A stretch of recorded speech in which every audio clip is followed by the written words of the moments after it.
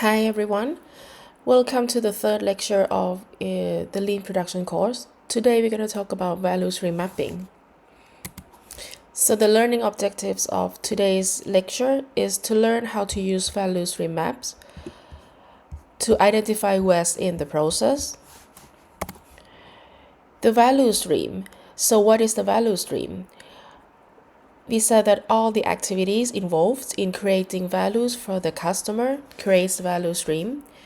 So there are flow of materials, for example, if you look at the production line, how the raw material go through different processes in the production line is a flow of materials. And also information flow is another important aspect of the value stream as the product or service moves through the process. A value stream begins with a customer need. If there is no customer need, then there is no process. So for a product or service that the customer need a product or service and ends with the customer receiving the product or the service and the inherent value within the product and or the service.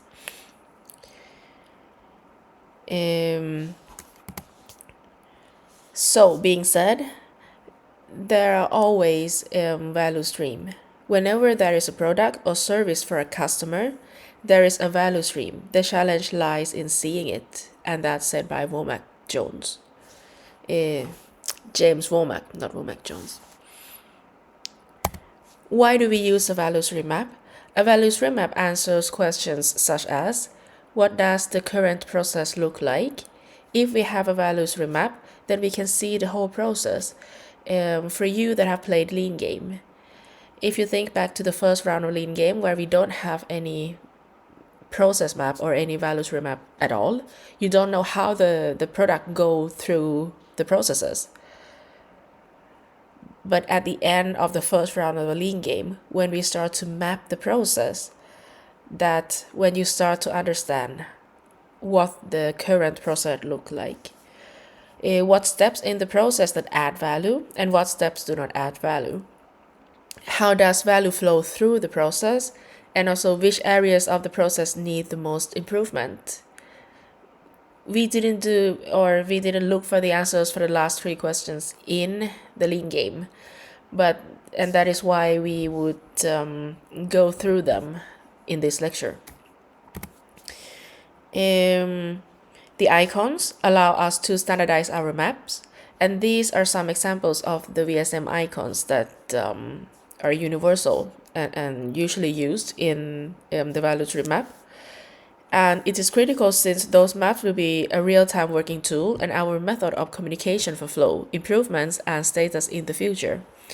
So the maps need to be understood by everyone in the area and everyone that look into this map. So it's important to use a standardized icons.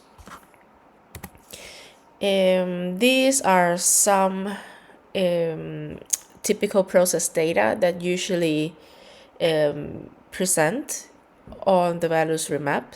The first one is the process time, cycle time, changeover time, how many operators working in this workstation or in this process step, a number of product variations, a batch size, available time or the working time minus breaks,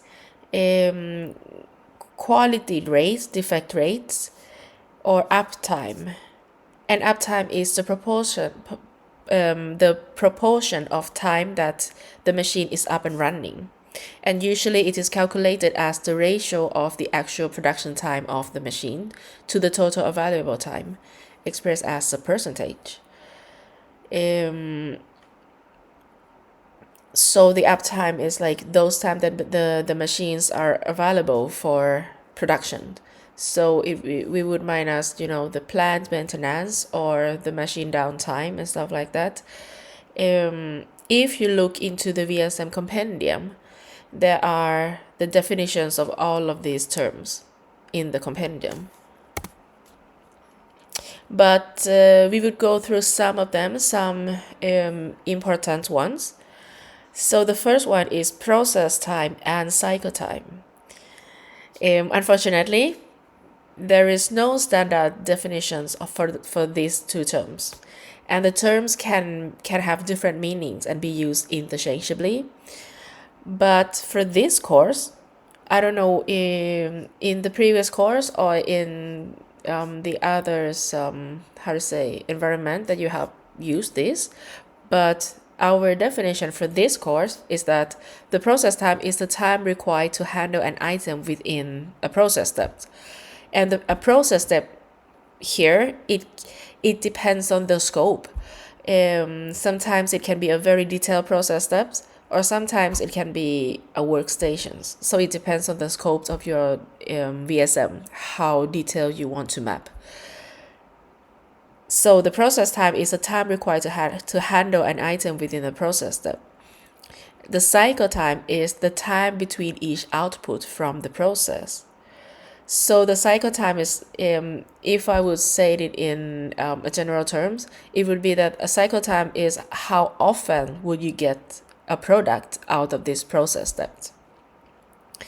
And that's why the cycle time is always equivalent to the longest process step in that working stations. If you're mapping the VSM at the level of working stations. Let's look into some examples from the Lean game.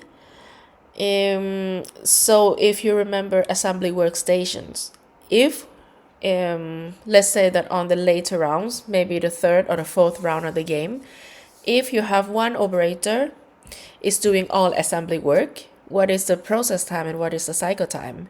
Here we have that the cycle time is 6 seconds. Let's say that someone was there and take the time, how long it takes for one operator to assemble all of these Lego pieces.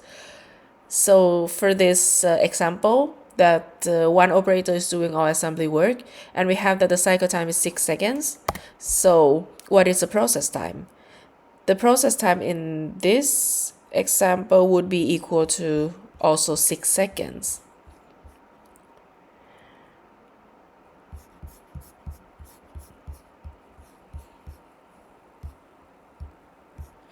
Okay, so let's look into an example for process and cycle time. And if you remember from the Lean game at the assembly workstation, this might be in the later round, maybe round 3 or round 4, where one operator is doing all the assembly work. And in this case, if I was there and take the time, how long it take for one operator to assemble all of these pieces, in this case, we can say that the process time is equal to the cycle time, and it's 6 seconds, because one operator assembly one product, and then that product leave the assembly workstations. So in this case, it's a process time equal to cycle time equal to 6 seconds. What if there are 3 operators that are doing all the assembly work in sequentials? What does it mean in sequentials? So if operator number 1 only put these big blue pieces, and operator number 2 put this big white piece, and operator number 3 would put these 2 small Lego bricks onto the product. So first operator 1 would put this blue piece, and then operator number 2 would put this white piece, and then operator number 3 would put these 2s. What is the process time and what is the cycle time in this case? I have made simple simulations. If we look at this product with the stars, the product enter the assembly workstations, and it takes 2 seconds for operator number 1 to assemble these big blue pieces. So this is from 0 to 2 seconds. And it takes 2 more seconds so that operator number 2 would put this the big white piece, the big white Lego onto the products. And then it takes 2 more seconds for operator number 3 to put these 2 small Lego bricks onto the star products. What does this mean then? It means that for one product to go through all the processes at assembly workstations, it takes from 0 to 6 seconds, and this is mean how we follow the star products. So it means in this case that the process time is equal to 6 seconds, but the cycle time, if we think back to the definition of the cycle times, is like how often do we get a product out of these workstations. The cycle times, it means that the first 2 seconds we don't have any product out of this assembly workstation yet, but another after 2 seconds we have one product out of this assembly. So we get one product out of the assembly for every 2 seconds. And that's why the process time in this case is equal to 6 seconds, while the cycle time is equal to 2 seconds. And that is when the cycle time and process time are different. If we look into another example, at press. So in lean game, we have a small press machine that can press only one product at a time. Imagine if you have a bigger press machine where 4 products can be produced at once. How does it work then? So we can put 4 products into this big press machines and then press at once. If it takes 4 seconds to finish one round of press, what is the process time? What is the cycle time? And what is average cycle times? Now we have the new terms. So in this case, process time is the same as cycle times, because if we think that the process time is how long does it take for one product to finish from these workstations, it doesn't matter how many products you put into the press machine. If you put 4 products, it still takes 4 seconds to finish one round. And it means that every 4 seconds you would get a product out of this big press machine. So that's why the process time is equal to cycle times equal to 4 seconds. But we have the new terms, which is the average cycle times. And this average cycle times is not presented in the VSM, but in the capacity analysis.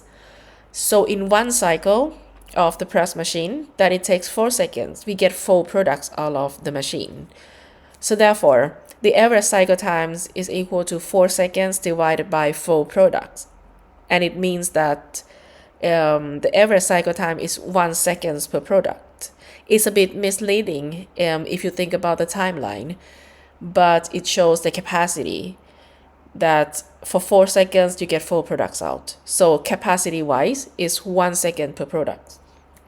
And that's the reason why we don't put average cycle time in the VSM, because it's misleading for the timeline, but we use average cycle time when we do capacity analysis later on. Changeover. Activities that require to prepare a machine or a process for another type of product. So we call it changeover time or setup time. If you remember that from the lean game, in the first round, we have changeover time at the press equal to 30 seconds. But later on, we can reduce the changeover time or the setup time at press to 15 seconds. And this one of the lean tools or lean principle that we use to reduce changeover time. We call it SMED, the single minute exchange of die.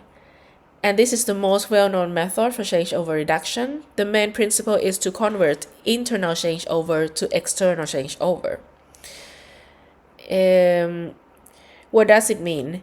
The internal changeover time, it means that the machine needs to be stopped and the machine cannot run to be able to perform the setup. But the external changeover, it means that the changeover that can be processed while the machines is running, is producing the product, but you do it externally. So it means that you can prepare for some jig, or prepare the raw material, but this won't interfere the machine that is producing the product. So that's why by convert internal changeover to external changeover, you don't need to stop the machine while you're doing the changeover, or while you prepare for another model of the products.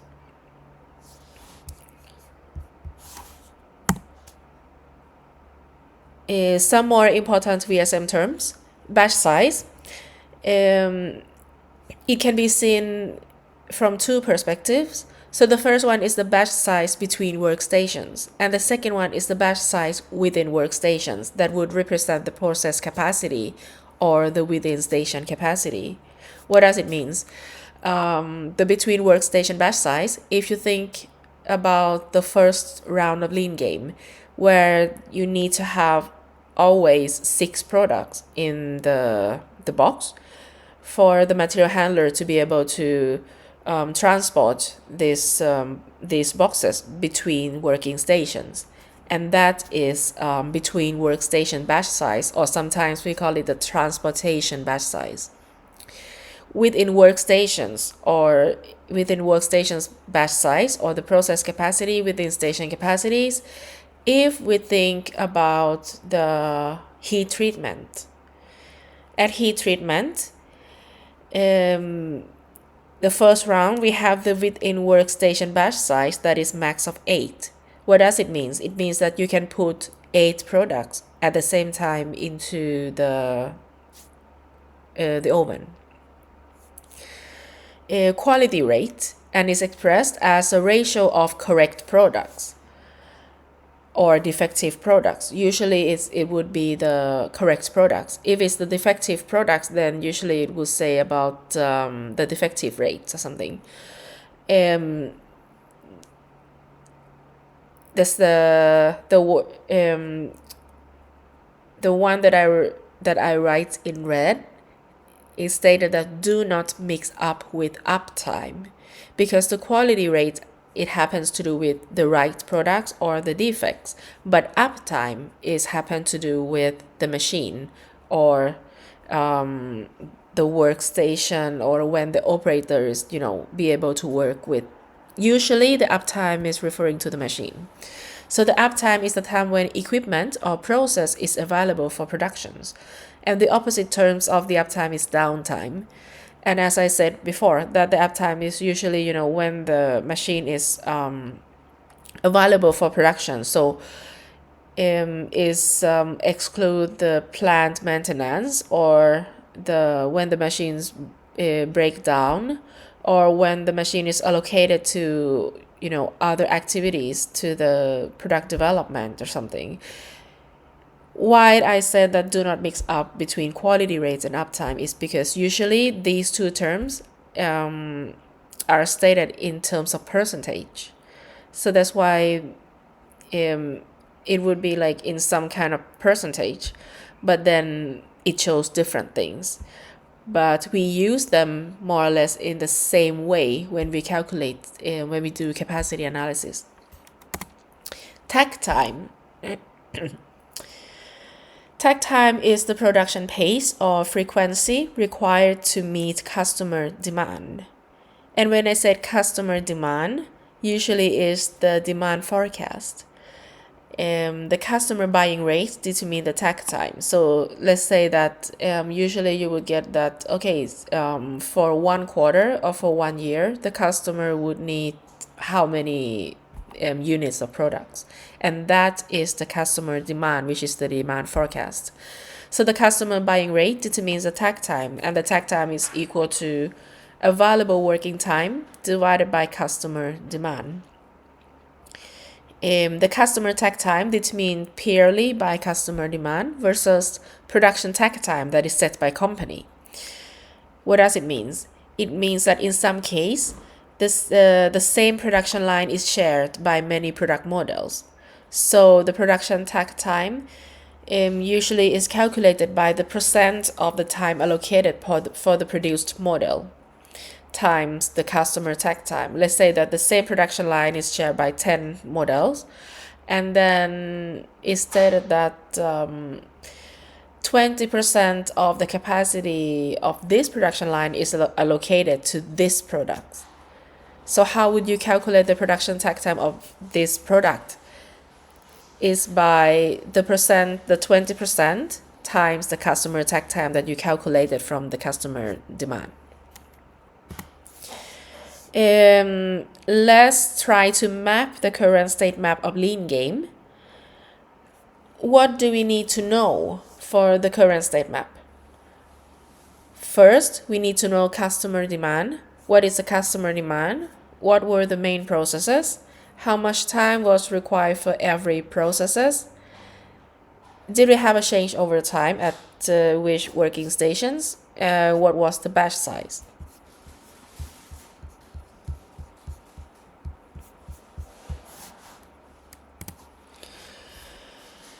Okay, so what do we know? Unfortunately, if this is in class, I will be able to draw on the whiteboard, but let's stick to this. So what is the customer demand? We know that the customer ordered the product, one product every 15 seconds.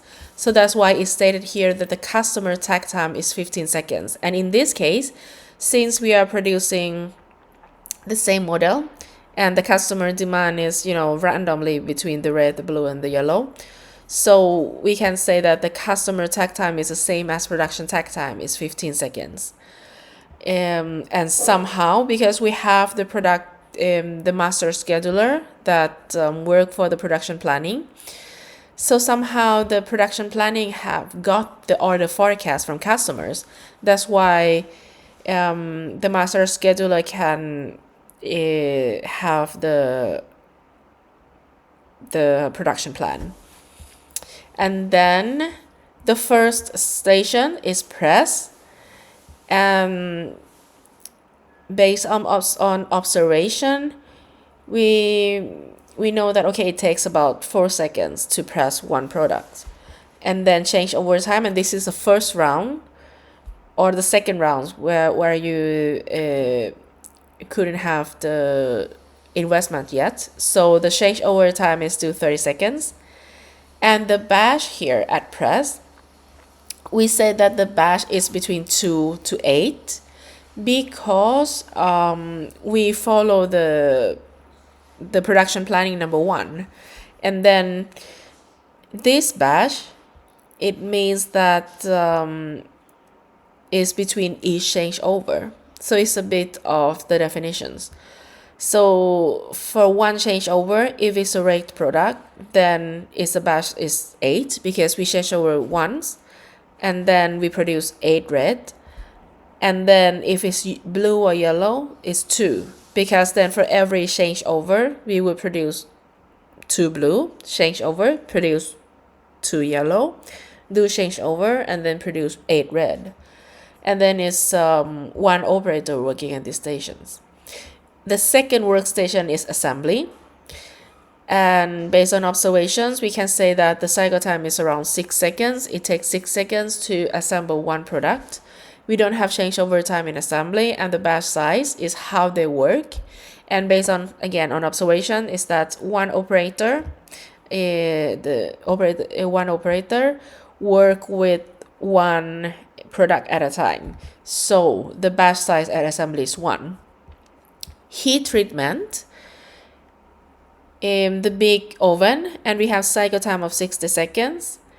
We don't have changeover time, and then the batch size is set at 4 to 8 because if it's a rate product, or it doesn't matter, but the maximum capacity of the oven is 8.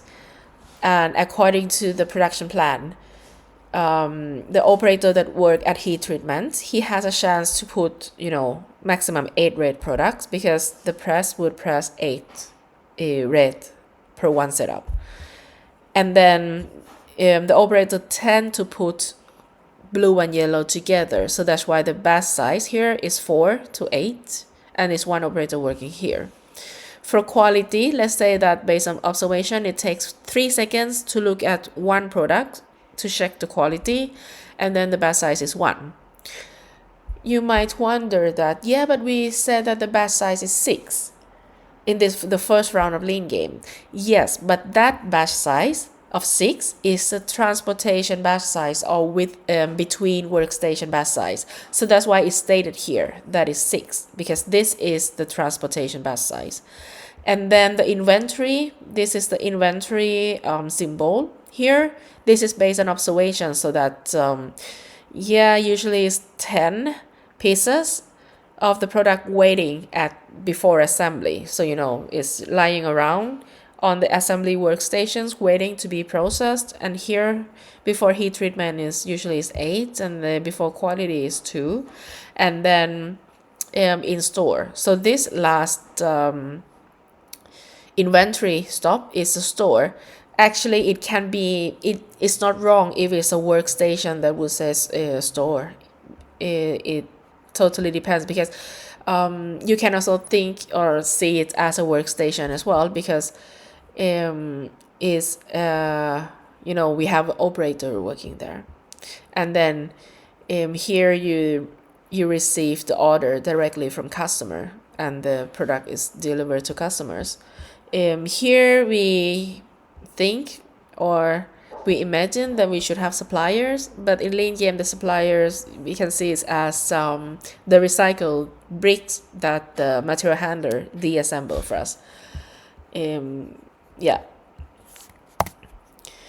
Time calculations. How do we do the process time then? So in this case, with the first round of lean game, since the operators work with one, we have one operator, and then one operator is working with one product at a time, and it takes 6 seconds for one cycle. So in this case, it's a process time equal to cycle time equal to 6 seconds.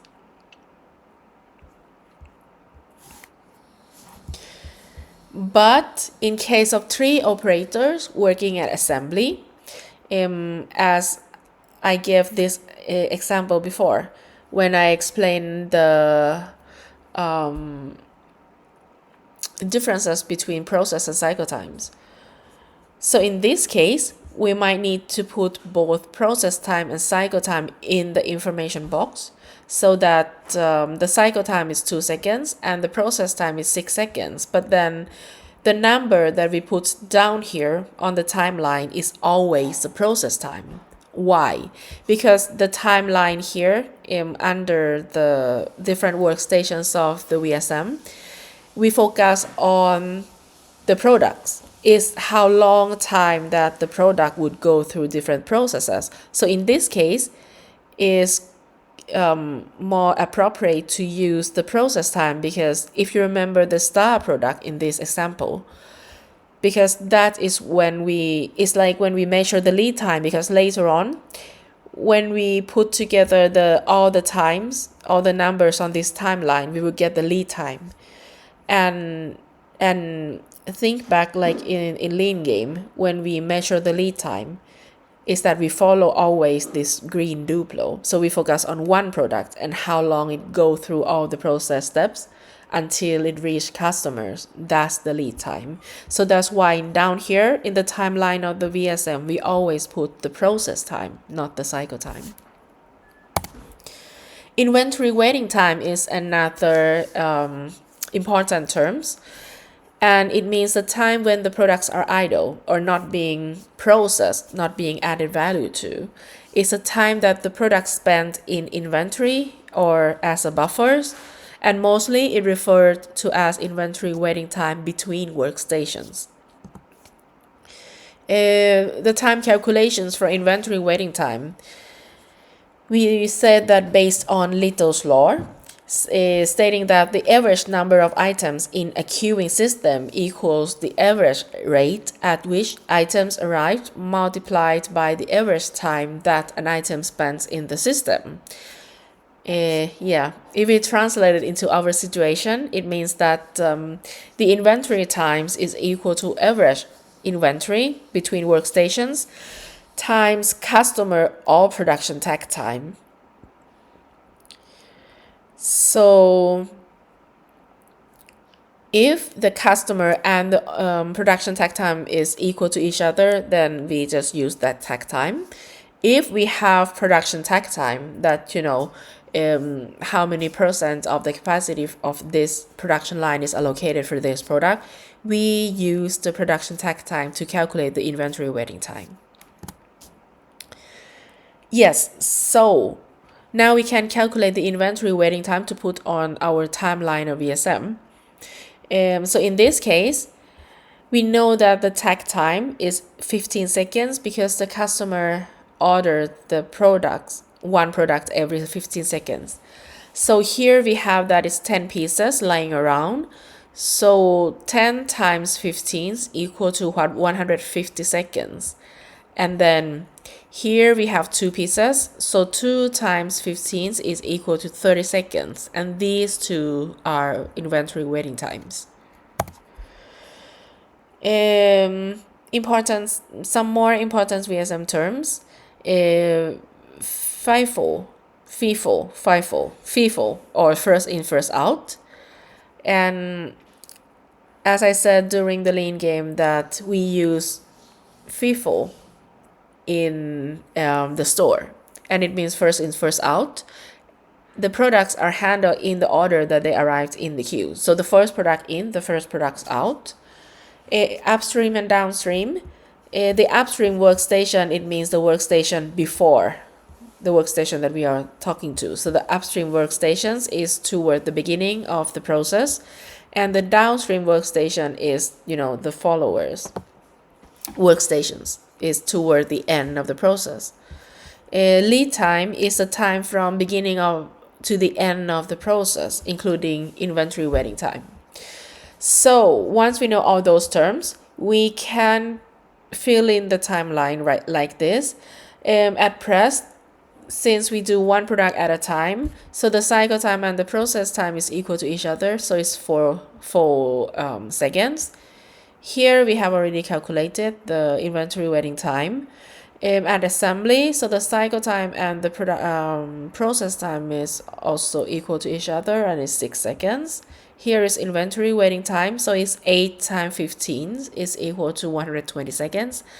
Here is heat treatment. We have the cycle time is 60 seconds because the oven takes 60 seconds for one cycle, to heat up all the products that are within the oven.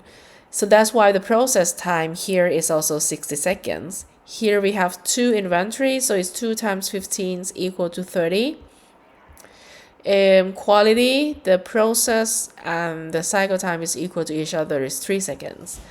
And here is the inventory waiting time. So it's 3 times 15 is 45 seconds. And here at the end of the timeline, we usually sum up all of these that are, toward the lower parts of the timelines. If we sum up those numbers, it's 73 seconds. And this, we call it the total process time. Here, we sum up everything, including the inventory waiting time between the workstations. And this, we call it the total lead time, which is equal to 418. So the total lead time is, total process time, sum with all of the inventory waiting times. And usually we say that the processing time, the total process time can be seen as the, value added time, because it's when the product is within the process steps and we are doing something to transform, to add value to the products. Whereas this total lead time is also included in non-value added time. It's including waiting time and stuff. And that, with that being said, we can calculate the process efficiency, which is the ratio of the process time to the lead time. So for lean game example, the total process efficiency is equal to 73 divided by 418, which is equal to 17.5%. Now let's look at capacity analysis. So the capacity analysis is, as the name says, is when we analyze the capacity of the production line. So we want to compare the customer or production takt time to the average cycle times of the operations in the process. Why I said the customer or production takt time? Because we would use the takt time that is realistic for that production line. So if the production lines is shared between different product models, and we have to calculate production takt time because some certain percent of the capacity of this production line is allocated for this product, then we must compare the capacity of each workstations to the production takt time, not the customer takt time. So to be able to do the capacity analysis, we need the average cycle time per unit. And if you remember in the very beginning, with my big press machine example, where we have the average cycle time, and that I said we would use it. We won't use it in VSM, but we will use it in capacity analysis, and this now is the time. Average cycle time per unit is the cycle time divided by average batch size in that process or in that workstations. Average changeover time is equal to changeover times divided by average batch size. Okay, let's look into the lean game example. Here we know that the customer takt time or the customer demand, or usually we would call it the ideal pace of work, because if we work according to the takt time, we would achieve the just in time. We won't have the inventory lying around, because if our average cycle time, or if we have too much capacity, if our average cycle time is a lot shorter than the takt time, then we would produce faster than what the customer needs, and we would end up with overproductions. But if we try to work according to the takt time, then that's why we said it's the ideal pace of work, because it would be the just-in-time philosophy. Yes, and here we know that the customer asks for one product every 15 seconds, so that's why the takt time is 15 seconds. And then for press, we said that one sequence has 8 plus 2 plus 2, so it's 8 red, 2 blue, 2 yellow. If we put them together, is that one sequence consists of 12 products. And then the setup time per cycle is 30 seconds. You need 30 seconds to set up for red, another 30 seconds to set up for blue, another 30 seconds to set up for the yellow. So the setup time per cycle to produce all of these three models is 30 seconds times 3 is equal to 90 seconds. So that's why we can have that the setup, the average setup time, or the setup time per product, is 90 seconds divided by 12 equal to 7.5. And that's where we put here, because we know that the cycle time, the average cycle time is 4. If we look at if we look at the VSM, we know that the cycle time is 4 seconds. So that's why, and it's one product at a time. So that's why the average cycle time is 4, but we need to put the average setup time on top of this to compare it with the takt time. At assembly, we said that the cycle time to assemble one product is around 6 seconds. So that's why it's 6 seconds. But then here it depends on operators. If you have new operators, then he or she might take longer time to assemble. For heat treatment, it's a bit tricky, because here it said that if you always use max capacity, then it means that every 60 seconds you would have 8 products. So you can have the average cycle times equal to 60 seconds divided by 8, which equal to 7.5 seconds. Or if we put 4 products, So it means that for 60 seconds divided by 4 is equal to 15 seconds. So the average cycle time to put 4 products at a time is 15 seconds. And this shows that the furnace or the oven must be filled on average with 4 products to be able to cope with the customer takt time or customer demand. And then quality inspection is easy, is 3 seconds. Yes, and that was capacity analysis in short. There would be more to consider when do capacity analysis, such as the quality rates or the uptime, but those we would look into more details in the VSM seminar. So you get to practices to do the VSM and capacity analysis for a case, and we would get deeper into that. Why we use VSM? What is the benefits of VSM? Is that the VSM opens your eyes to waste. We said that waste is in every organization. The elimination of waste is a massive opportunity because then you would gain efficiency, and you would reduce cost, of course. You would reduce lead time. And then VSM helped in developing a long-term philosophy of waste reductions.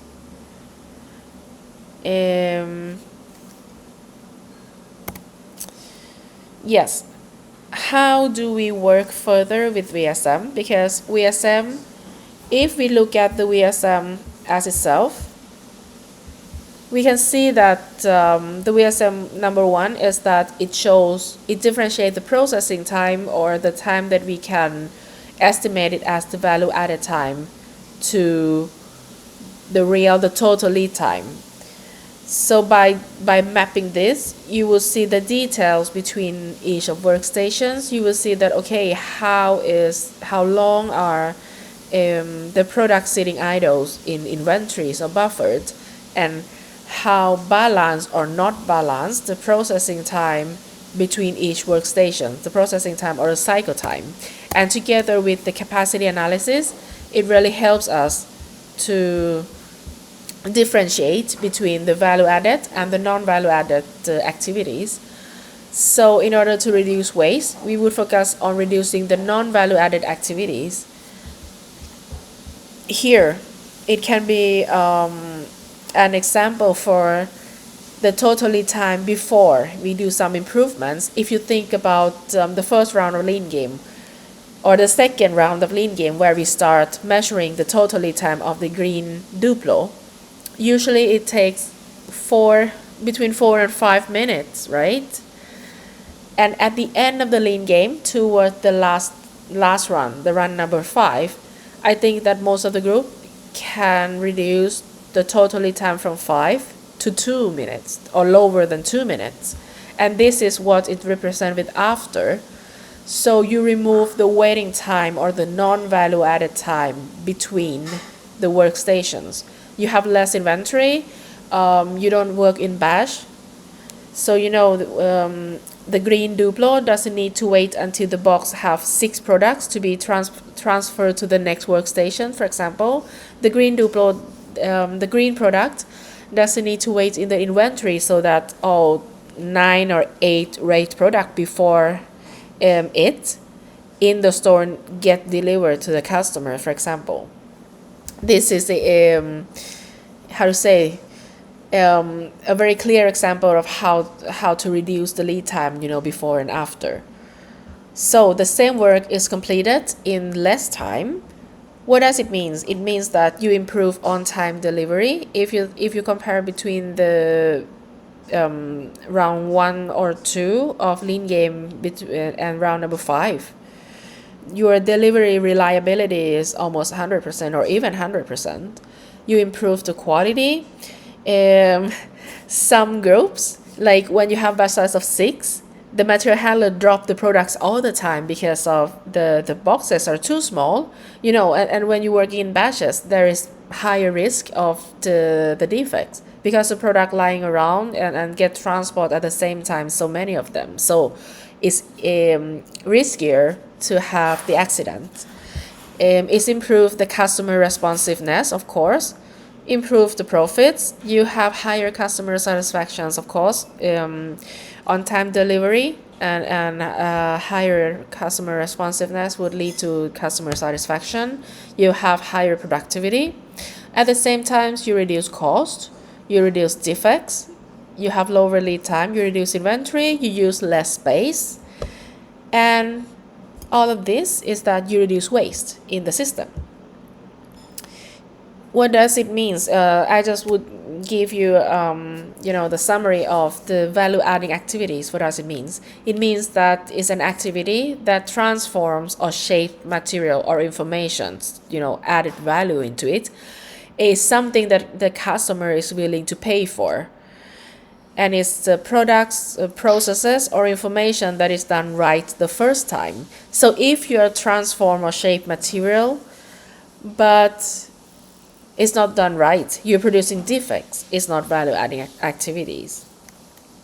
Or if you think about information, there are some groups in the lean game that you try to, come up with your own schedule.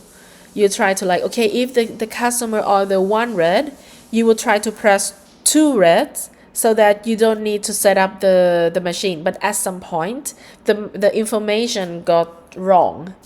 And at the end, it's a chaos with, your own planning.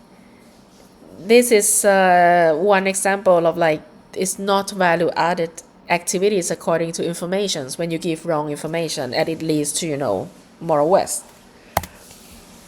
Okay, non-value adding but needed activities is not adding value to the product but still necessary for the system to function. It's activities that do not directly create value but cannot be eliminated based on the current state of technology or thinking. For example, is the setup time of the machine. It's not value added, but it's still needed. So what you can do, you try to lower it. You try to have this type of non-value added but needed activities. You try to reduce the time. You try to reduce it, but you cannot get rid of it completely. Non-value adding activities or waste is the activities that consumes resources but does not provide value in the eyes of customers. Activities that are not required but still occurred.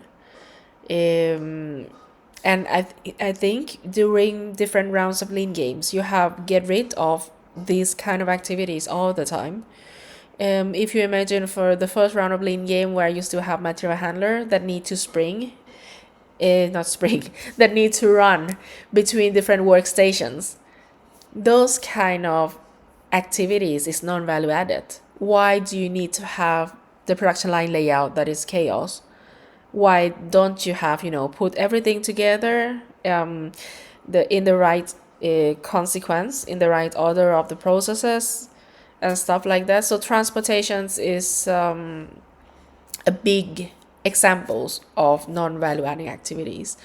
Or when you still have quality control that need to check every single product.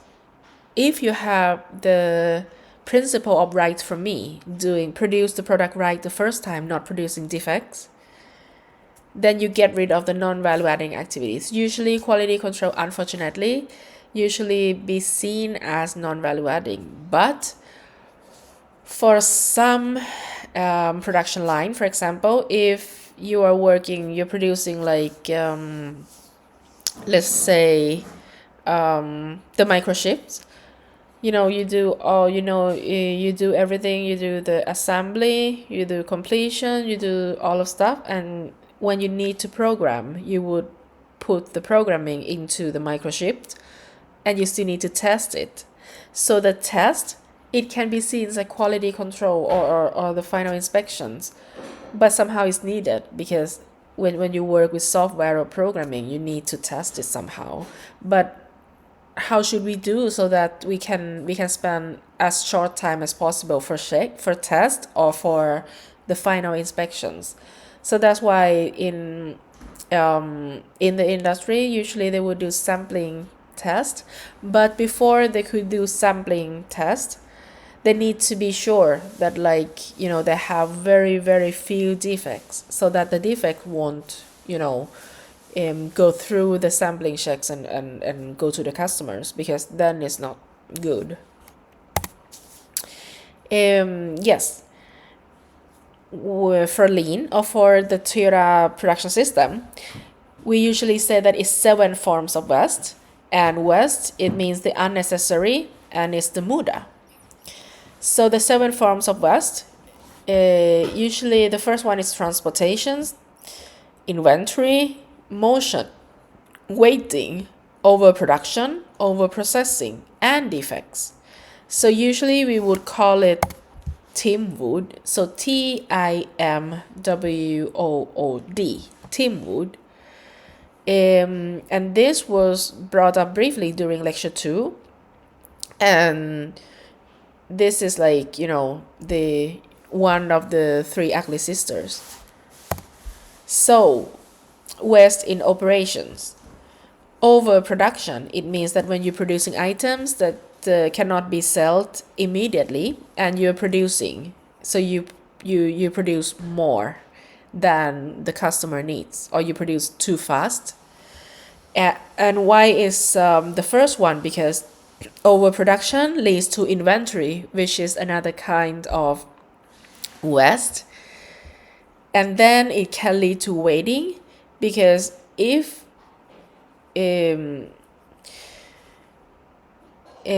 so the waiting, it means that it's waiting for parts, for machines, or for the downstream operations or upstream operations. So, she has a lot to do, but he doesn't do anything. He's waiting for her. Transportation, so transporting is moving items needlessly. For lean game, as I said in the first round of lean game, is a lot of transportation waste, because the material handler needs to running around, transport, between this workstation to here, and then back here and here. For example, the production line layout is not optimum. Over processing is the unnecessary steps that do not add value.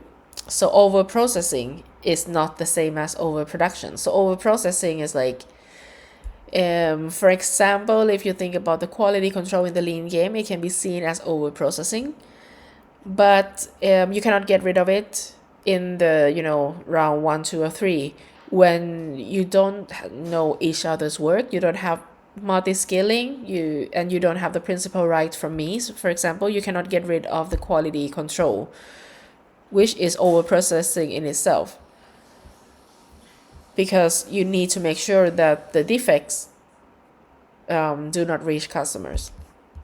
And then again, here we have already said is inventory: storing, retrieving, counting, ensuring, taking up space and money. Movement, searching for tools, parts, instructions, approval. And a very simple way to get rid of movement waste is 5S. And I'm very glad that I see many groups try to do 5S, try to sort, to organize the Lego bricks on the workstations. But unfortunately, I need to destroy them, because if you haven't make an improvement of, yes, we would do 5S, then you cannot be sorted, and that leads to the movement waste, by having a messy workstations and stuff. The defects. So defects, rework or scrapped, is another kind of waste. Yes, you can recycle materials, but to recycle materials is called resources, times, and it interrupts the flow of the process.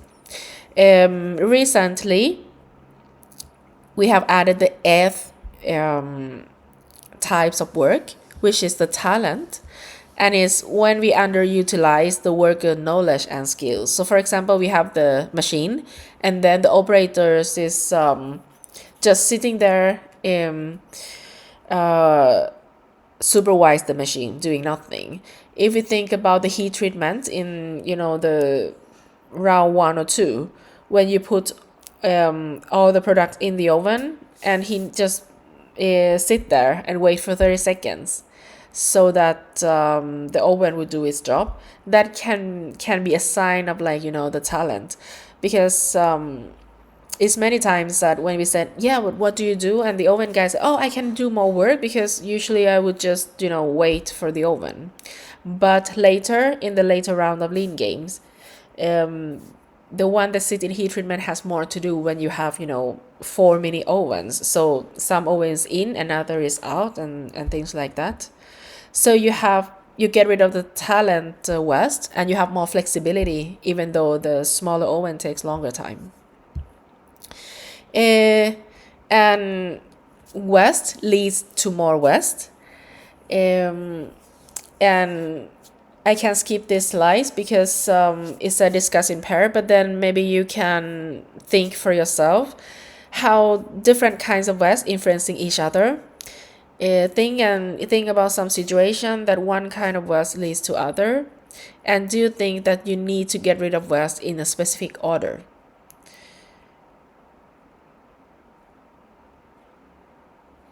My answers would be yes, because if we look at different kinds of waste, of course, overproduction lead to inventory, and inventory or overproduction, or the can also lead to transporting, because if you have too big inventory so that you don't have the space in the production line to store them, you might need to transport them to some buffer storage or something. And waiting, so for example, if an operator is waiting for parts or machines, it can also lead to the talent, so that he's sitting there doing nothing. What else? Yeah, so that's some quick examples. Yes, values remapping in a larger context. As I said, the value stream has a scope. In this lecture, we have the example of the very, very small scope of, like, one production line that is also not in real life, so it's a very small scope. But the value stream can be mapped if it's the real production line. The value stream can be mapped within one department. For example, if you have a paint shop for the product, so you can map value stream for the paint shop, which is just one part of the whole production line for this product, for example. So first, you need to determine the scope of the value stream. What is the area that you want to focus to improve, and then you map the current state mapped, and that's what we did in this lecture, that we did the current state map of the lean game. So it's understand how things currently operate, and this is the foundation for the future state. Once you have the current state map, you need to design the future state map, and we said designing a lean flow, implementation of the plan, developing a detailed plan for implementation to support objectives. What would we improve? Who will be improved, and when we do it? So develop the detailed project plan, and then the implementation of the improvement plan. And this is the goal of the values remapping. Unfortunately, within the context or within the curriculum of this course, we focus on the current state map, and then we would learn some lean tools and the lean principles to be able to design the future state map, but we don't really focus on designing the future state map because the content of the course and the limited time. So 7 elements of VSM. VSM is flexibility. We want flexibility in the value stream. We want the short lead time. And this is the key characteristics of the lean VSM, that is short lead time. We want the connected processes. We want the flow loops. So what does the flow loops mean? The flow loops mean that the whole VSM should act as a flow, and usually is a supermarket that will delineate the beginning and the end of the flow loop. Therefore, the supermarket should be placed at the beginning and the end of the VSM. It shouldn't be placed in the middle. And the VSM help us to simplify the information flow, because in VSM we also have the information flow to show that how the information go through this value stream. And we want to have the awareness of customer requirement, and it means that the actual physical awareness in the work area, not the schedule on the sheet, on the paper. For example, they use a Kanban that reflect the real life situation. When something is picked up from this place, from this Kanban place, you will see that, okay, there is a gap to fill. And this is the real awareness in the work area of Kanban, not by the production schedule. And VSM is a pace setter that will ultimately dictate the pace for all operations. Future state questions, and these are just some example questions that you should ask when you design the future state of the VSM. Which steps create value and which steps are waste? Where are the bottlenecks? Which workstation has the limited capacity and is the bottlenecks of this value stream? How can we flow work with fewer interrupts? How do we control work between interruptions? How will work be prioritized? Is there an opportunity to balance the workload and or different activities between the workstations so that we don't have a certain bottlenecks, for example? Benefits of value stream mapping. It helps visualize the interactions and flows of material and information. It also helps to identify types of waste and sources of waste. Value stream identify the constraints, so any resource whose capacity is less than customer demand. Or if I would say it in another way, is that which workstations that has the higher average cycle time compared to the takt time. And it's a data-driven decision process, because you first catering data, you observed, you take the time, how long it takes to do different certain processes. So it's a data-driven process. VSM in different contexts. So we can use VSM in different contexts. So the items or the units that flow through a value stream in manufacturing, of course, is the materials, is the product that are the items. But in other contexts, we have in design and development. If you're thinking about the R&D, it can be that the product designs are the item that go through the value streams. In service, is customer needs that are the item. In healthcare, is the patients or patients' needs that are the item that go through the value stream. So we can use value stream to map different type of processes in different contexts. Value stream and process mapping. I know that most of you have studied the process management in either our basic course or in other courses. But the difference between value stream mapping and process mapping is that they have different purposes. The process map is primarily communication. So we want the process map is for yes, if we use swim lane charts, for example, so it shows that, okay, it is a kind of help analyze the current process.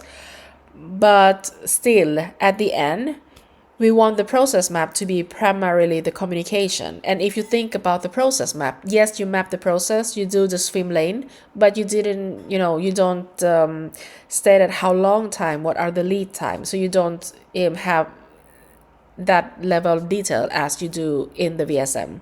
So that's why the VSM is more for analysis purposes. And then the VSM gathers and displays a far broader range of information than a typical process map, because the process time, cycle time, lead time, setup time. And then the VSM usually covers the whole value stream from receiving raw material to delivery of finished goods. And these finished goods it can be the finished goods from the department. If we are doing the VSM for the paint shop, so the finished good of this paint shop can be the end of the VSM as well. And VSM tend to be used to identify waste, to analyze the current process, and that lead to the improvement. So it's more analysis tools. And that are all that I have for these lectures. If you have any questions, feel free to post it on the newsfeed. I will try to go in and answer it, or just answer us in the VSM seminar that we would meet soon. So thank you and goodbye.